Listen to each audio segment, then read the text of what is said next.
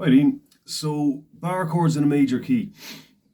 So the example we used there was B flat, so we'll go with that. So we're getting the E shape on this with the bass string on the bass note on the sixth string.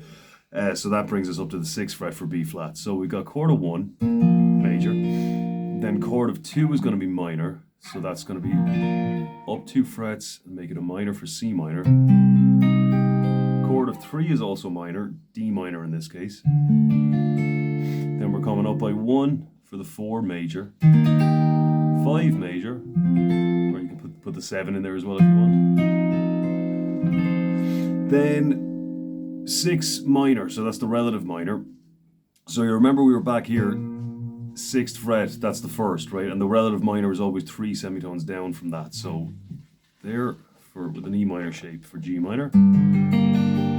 Then chord of 7 is going to be the diminished one. So when the bass string is on the when the bass note is on the 6th string, one way to do it is this. So you get your thumb, preferably, on the root note. So in this case, that's an A, one below the tonic, which is B flat, and then you put this D7 type shape here.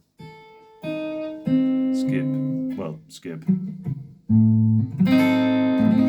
Okay, so that's 5th fret, 5th fret, 4th fret, 5th fret, and then you're back. Okay, so when it comes to playing melody over that, you can just use that 2 note per string first position pentatonic scale. So as I was saying, if you're in a minor key, you find that note on the 6th string. So let's say we're in A flat minor, right? So you find your root note, and then you go up from there. Okay. Now, if on the other hand it's major, what you do, first step is the same. Find the root note, but find it with your little finger. So that way you're coming in, and you just kind of leave this note out. Now, so what you have here really is the G minor pentatonic, B flat major pentatonic. So.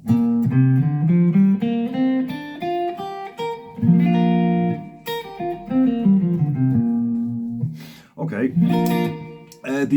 One more thing is the diminished chord. So on the A string, so we had it here for A diminished.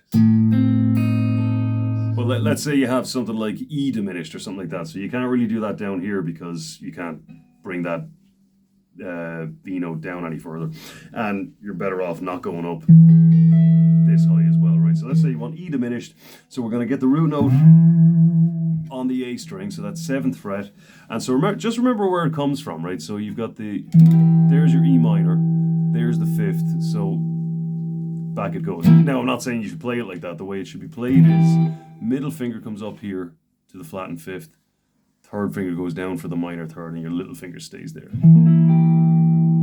And so if it was E diminished that we're using, we're assuming that's chord of 7, which normally in a major key it is, then your tonic note of 1 or chord of 1 is going to be the F.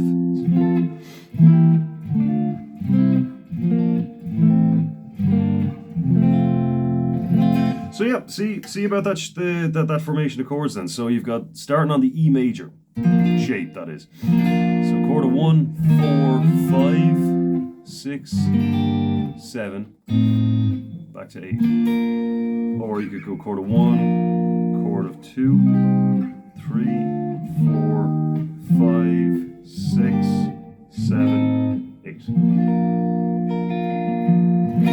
All right, so see how you get on with that anyway. And then next time we'll do chords from the A string. So if you're in some weird key, like let's say C sharp minor or something like that, you could just do this, bring your E shape up onto the 9th fret, but that's pretty high up on the fretboard, particularly if you're on acoustic. So we'd start here instead. So I'll just show you, go through the easiest way to access all the chords 1 through 7 if you're starting from that kind of a position. All right, I'll leave it at that. Talk to you again.